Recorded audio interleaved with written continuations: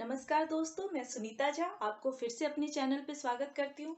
दोस्तों, मैंने पिछले वीडियो में आपको स्वरों के बारे में बताया था। उससे पहले वाले वीडियो में मैंने आपको विशेषताओं के बारे में बताया था। दोस्तों, कुछ दोस्तों ने मुझसे बोला है कि उनको मेरा वीडियो का जो आवाज़ है, जो साउंड है, वो सुनाई नहीं दे रहा है। उन्हें वो बहुत उसमें प्रॉब्लम हो रही है।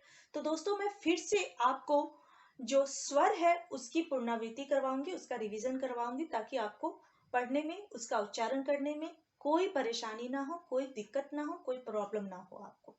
तो दोस्तों, मैंने पिछली बार आपको बताया था कि स्वर और व्यंजन मिला के जो होता है, व्यंजन और संयुक्त व्यंजन, ये तीनों जो होते हैं अलग अलग पार्ट होते हैं और इन तीनों को मिला के, तीनों भागों को मिला के बनता है हिंदी वर्णमाला, जिसको बोलते हैं हिंदी वर्णमाला। दोस्तों, एक बार फिर से सुनिए, हिंदी वर्णमाला, उसे बोलते हैं हिंदी वर्णमाला। तो हिंदी वर्णमाला जो होती है, उसका जो सबसे पहला भाग होता है वो होता है स्वर, जिसको सबसे पहले हम उच्चारण करना सीखेंगे, जो मैं आपको पिछले वीडियो में बताई थी। दूसरा व्यंजन। तो आज मैं आपको व्यंजनों को उच्चारण करना बताऊंगी, लेकिन उससे पहले एक बार फिर से उसको बता दूं, स्वरों का उच्चारण कैसे करते हैं। चलिए दोस्तों, उच्चारण करते हैं। तो ये है अ, आ, ई, उ, ऊ, री, ए, ओ, औ, अं, अह। ये जो अह है, अह होता है खाली। ठीक है, फिर से एक बार बता दूं। अ, आ, ई, उ, ऊ, री, ए, ओ, औ, अं, अह। तो ये आपका हो गया स्वर। आज मैं आपको व्यंजनों का उच्चारण करना बताऊंगी। चलिए करते हैं। क, ख, ग, घ, अंग, च, छ, ज, झ, इय, इय, इ, य, इ, य, इय, ट, ठ, ड, ढ, अण, अण, त, थ, द, ध, न, प, फ, ब, भ, म, य, र, ल, व, श, श, स, ह, छ, त्र, ज्ञ।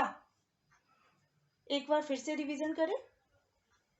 क, ख, ग, घ, अंग, च, छ, ज, झ, इय, ट, ठ, ड, ढ, अण, त, थ, द, ध, न, प, फ, ब, भ, म, य, र, ल, व, श, श, स, ह, छ, त्र, ज्ञ।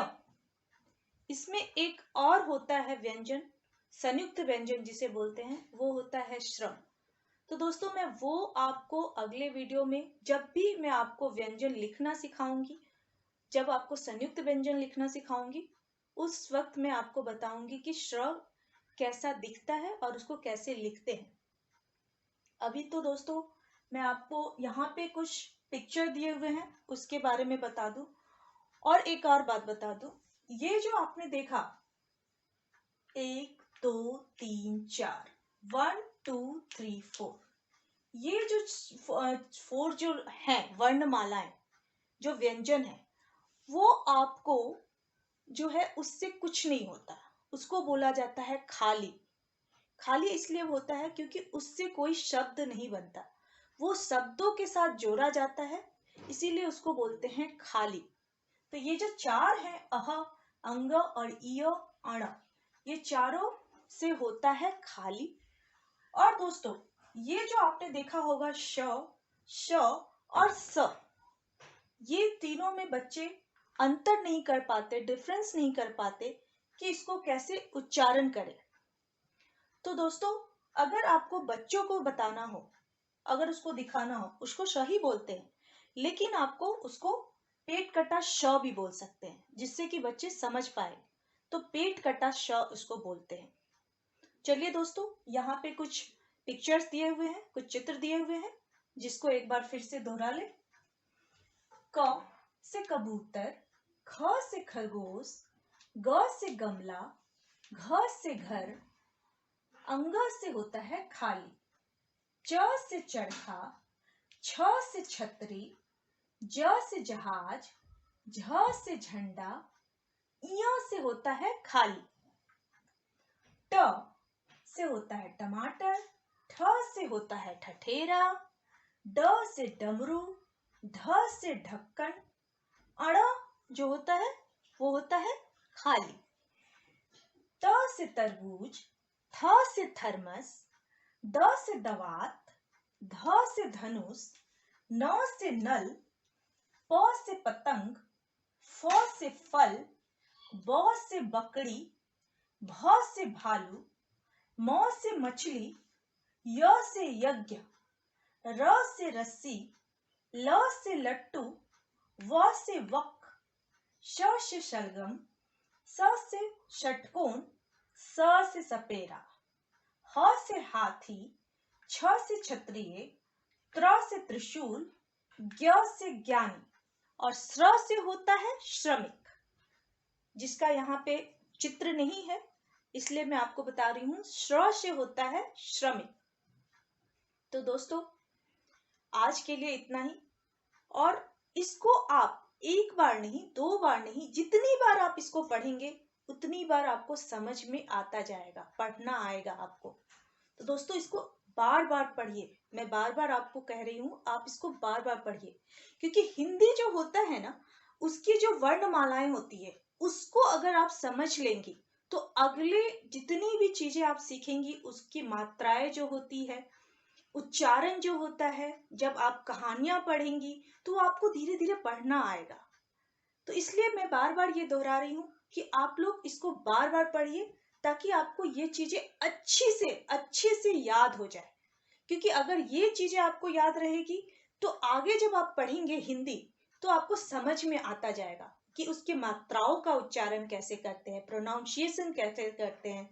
इसलिए मैं आपको बार बार बोल रही हूँ कि आप बार बार इसको दोहराएं, इसका रिवीजन करें, तो आपको ये चीजें अच्छे से समझ में आएगी। तो चलिए दोस्तों आज के लिए बस इतना ही। धन्यवाद, थैंक यू।